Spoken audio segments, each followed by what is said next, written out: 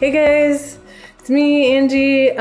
So I just wanted to do a short little video on like this cool little tip I got along the way doing clay stuff. I got this from another artist.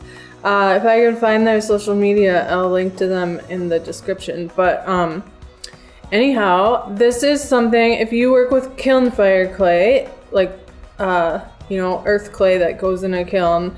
The videos I've done so far have all been polymer clay. I am gonna be doing some kiln fire clay videos sometimes, and this will be my first one. I'm not actually showing the building sculpting process on this one, but as you can see in front of me, I have this little handful of tiny little succulent planters. Here's one. These are fake little succulents in there, but when I'm done and they're all finished, I'll put some real ones in there to sell out of my studio. So, all right. So this is the one that this video is gonna be highlighting. This one's done. It's a little business card holder that I made. The thing is I started out, when this started, it was glazed. So I sculpted it, I bisque fired it so it came out where there's no glaze on it or anything. And then I painted glaze on it like how these look. And then they got fired again so they would be like shiny, kind of like how this is. And but I did it in a clear glaze. So like this little cat that I did, it's white, which is the color of the clay. But it's shiny, and that's like the perfect surface for doing this. So I'm gonna show you.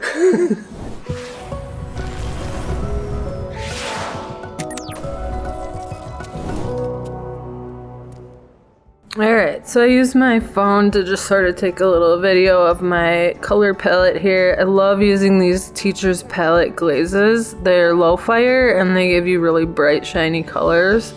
You can see it was Cone 05 there.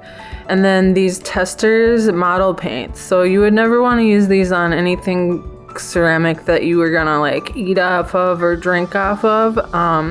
But most of my stuff is just aesthetic, like all these little planters here or whatever. The business card holder that I'm gonna be painting in this video. So you get these little paints. And a lot of times they don't open even when they're brand new. I found this out after doing this video. If you use something like that rolling pin or something, heavy like that and hit the edges all the way around, it will make them open up.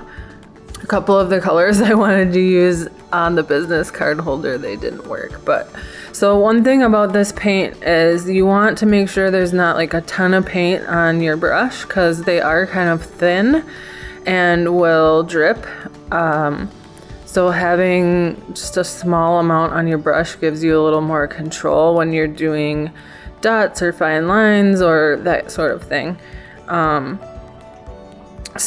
they take a while to dry. So for instance, I'm just gonna do like half of this little cat here and then just kind of set it down so that later when it's all dry, I can hold the other side and do it. So something else you want is this like paint thinner, and Testers sells their own. Probably any paint thinner would work, but it's just nice and needed unless you want to throw all your brushes away, and clean your fingers off and stuff if you get it on there. So here we go with the business card holder. Now, like I said in the beginning, this one's already glazed, and that just leaves like the perfect canvas basically for this kind of paint. I can still paint it directly on the clay, which the bottom is not glazed, and I will paint over it. But you'll see here, I'm not sure how well you can see it in this video, but like this fuchsia color like bleeds a little bit because it was getting like extra on the brush.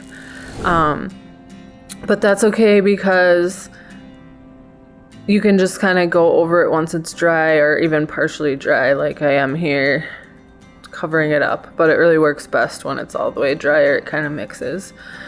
Alright, so here I'm doing the black pupils, and sorry, it just kind of jumped to already having been half painted with the orange, but I think my recording device turned off and I didn't realize that it did that.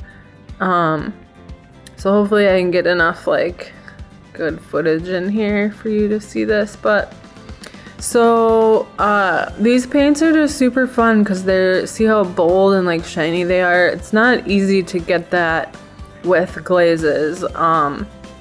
And though like that teacher's palette I showed you in the beginning, is those low fire glazes for some reason seem to get bolder, brighter colors, I think. So yeah, I like to use those, and I like to use these. Sometimes I will glaze a piece with that low fire like teacher's glaze, and then come in and just like use this stuff on the eyes or to add polka dots or something like that. So it's just a nice like added touch instead of using like underglaze or something like that. But again, you really don't want to use this on anything that you're gonna use as a dish for eating or drinking out of, because it's just not the right stuff for like getting heated up in an oven or like a microwave, or eating stuff off of. It's not right for that, but it is fantastic for ceramics that are going to be used like this, like a business card holder, a planter, something that a pen holder, whatever. Just a standalone piece of art sculpture. So here we go. I'm just covering up the last bits here, and I don't think I got any footage of like painting the bottom, but there we go. I'm gonna clean these brushes up, close all the bottles, and then I like to take a rag and get some of that thinner on there. If you get stuff on the outside of your bottle, it's nice to just clean it off before you put the caps on to try to keep it from getting stuck closed. But anyway, there you go.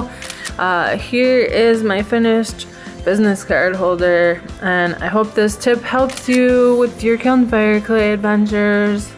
Thank you.